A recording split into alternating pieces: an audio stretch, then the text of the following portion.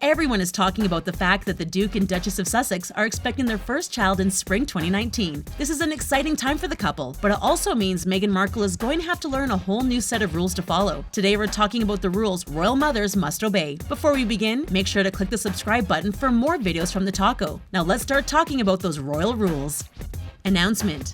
There are lots of ways to announce the birth of a new baby. Some people send out excited texts, others take the time to call, and many send out announcements in the mail or newspaper. But if you're a member of the royal family, the birth of your child will be announced in a very different fashion than most of us are used to. Traditionally, the birth of a child is announced via a signed document which is displayed on an easel outside of Buckingham Palace. If this sounds a little bit out of date to you, wait until you hear what happens next. A town crier then announces the birth wearing traditional clothes and even ringing a bell. Previously, this would have been the extent of it. But now things have changed. Prince William and Kate Middleton updated this tradition by also announcing the births of their children on social media. However, the Queen will have to be the first person to know about the birth of the child, besides his or her parents and doctors. Then things get loud when cannons are fired across London to celebrate. And you can expect to see the Union flag flown from all government buildings to honor the arrival of the latest member of the royal family. Names. We all know the royal family is big on tradition, and this is even more important when it comes to baby names. In general, royal children are named after members of their family. For example, let's take a look at Prince George's name. His first name, George, comes from King George VI, the father of his grandmother, Queen Elizabeth. His next name is Alexander, which is the male version of his grandmother's middle name, Alexandra. Like his youngest brother, he also has Louis in his name, a tribute to the uncle of Prince Philip. When asked about the name of her baby, Meghan Markle revealed that she and Harry are currently staring down a long list of family names. But if you're eager to know which name they select, we have some bad news for you. You'll have to get ready to wait. Typically, a baby's name isn't announced right away. The royal family wants to make sure they've made the right choice and share the name with their family before the public finds out. The Queen took about a month to announce the name of her son, Prince Charles, but thankfully, Kate Middleton didn't make us wait that long when she had her children. Exposure. When Prince Harry started dating Meghan Markle, people couldn't stop talking about it. Not only did Prince Harry seem to be head over heels in love, but he had fallen for an actress. Before becoming engaged to Harry, Meghan Markle appeared on the show Suits and maintained her own lifestyle website called The Tig. While some people wondered how she would fit in with the royal family, she actually had some surprising advantages. Sure, she had to learn how to curtsy and follow a dress code, but she has always been used to being in the spotlight. Some celebrities like Dax Shepard and Kristen Bell make it a point to do everything possible to keep their children from the paparazzi. But Meghan Markle won't have this option. When she welcomes her child into the world, she'll be expected to show off her new bundle of joy and take them to many public appearances. Already, people can't stop talking about her pregnancy, and public interest will only increase until the baby is born. This means Meghan Markle won't have the option of keeping her pregnancy or her child low-key. Before long, she'll be teaching a new little royal how to do the Windsor wave.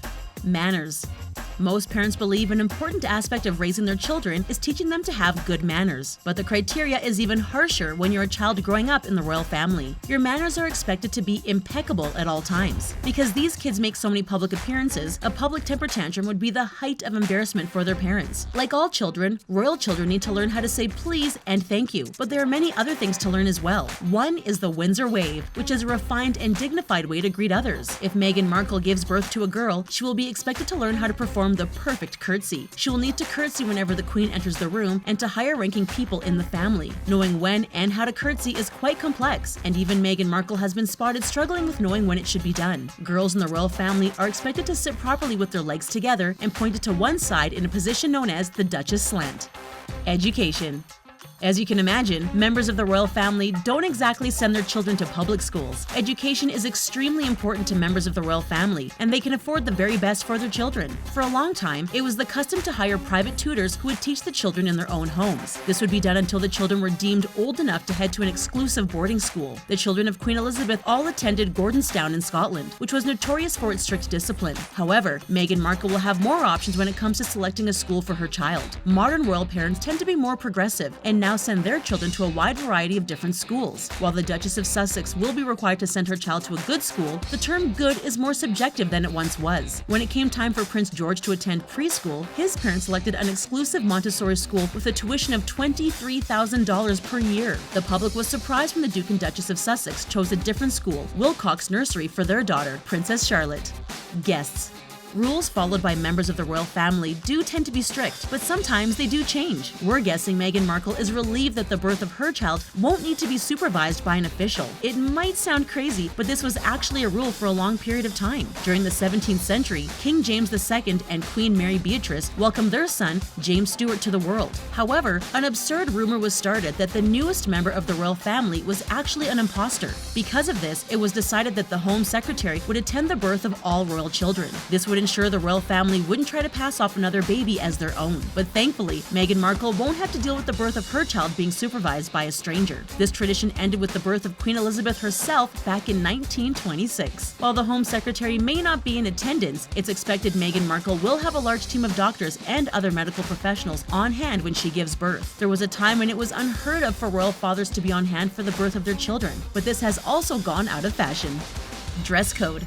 One of the many exciting parts of becoming a parent is getting to pick out cute clothes for your new bundle of joy. Well, at least it's usually fun, but Meghan Markle is going to have to keep tons of fashion rules in mind when she's getting her child ready in the morning. If she has a little boy, he'll be expected to wear shorts instead of trousers. The royal family wears more traditional clothing to help them stand out and maintain an air of dignity. Historically, young boys wearing pants was seen as lower class, which is why you always see Prince George wearing shorts. Little girls are supposed to dress in a sophisticated manner, which explains the adorable smock dresses with Peter Pan collars we always see Princess Charlotte wearing. Royal families are expected to coordinate with one another and wear similar or complementary colors. Even Prince Harry will at least be expected to match his tie with whatever his family is wearing. Although they're encouraged to wear colors, royal family members tend to choose more subdued hues. The Queen is known for her brilliant wardrobe, and they want to make sure she stands out in a crowd.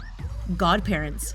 Many parents are familiar with the process of choosing godparents for their new child. Generally, 2 godparents are chosen, and it's considered quite the honor. But in the royal family, children are expected to have a veritable team of godparents at their disposal. You might expect their closest family members to make the cut, but this generally isn't the case. For members of the royal family, choosing godparents is often a strategic and practical decision. It's a way to make sure their children have many people close to them, so royal parents often skip over obvious choices. For example, you might expect Prince Harry or Pippa Middleton to be one of the 7 godparents of Prince George, but neither was selected. Instead, William and Kate chose many of their close friends. The only member to make the cut was Prince William's cousin, Zara Tindall. After all, Prince Harry and Pippa Middleton are already quite close to the family, so them helping out with their nieces and nephews is kind of assumed. Some royal rules are easier to follow than others, and we're guessing Meghan Markle won't have any trouble with this one. She's known for having many good friends, and she'll likely be able to choose several of them to receive this significant honor.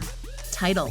Some members of the royal family relish the roles. Prince William quit his job in order to spend more time attending royal engagements and supporting his grandmother, Queen Elizabeth. But Prince Harry has never been overly interested in the royal life. Sure, he loves his family and does his duty, but it's well known that he tries to live as normal a life as possible. He even made waves once by claiming that nobody in his family particularly wants to rule. They only do so because it's required. Considering this and Meghan Markle's background, it's no surprise these 2 parents would like their child to have a relatively normal upbringing. Royal titles are awarded by the Queen at her discretion. Most likely, their child will be given the title Earl of Dumbarton if it's a boy, and would eventually inherit the title of Duke from his father. If the baby is a girl, the title will probably be Lady Mountbatten Windsor. Meghan and Harry would have the option of requesting a prince or princess title from the Queen, but we're guessing they most likely won't. Princess Anne, the daughter of Queen Elizabeth, actually turned down royal titles for her 2 children so that they could pursue their own lives and career. We wonder if Harry and Meghan might do something similar.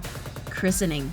Many families have specific religious traditions, and the royal family is no exception. All babies born into the royal family are expected to be christened, and certain family heirlooms must be incorporated into this momentous occasion. The silver baptismal font used is called the lily font, named after the flower. Queen Victoria and Prince Albert used it in February 1941 for the christening of their first child, Victoria. She was baptized in the throne room of Buckingham Palace, and now the lily font is stored in the Jewel House section of the Tower of London. This sacred font isn't just filled with any holy water. Generally, it's flown in straight from the River Jordan. It's believed this was where St. John baptized Jesus himself, so it's no wonder this is what the royal family chooses to use for their children. The royal christening gown worn by royal babies also hails from Queen Victoria. She commissioned it for her daughter Victoria, and it was worn by a total of 62 royal babies, including Prince William and Prince Harry. However, in 2004, it was deemed too fragile to be used any longer. Instead, a replica was made, which is what Meghan Markle's baby will undoubtedly wear on his or her special day. What What do you think about these rules Meghan Markle is expected to follow? Are these great guidelines for raising children, or are they way too strict? Let us know what you think in the comments section. Then click on subscribe for more great videos from The Taco. Bye for now.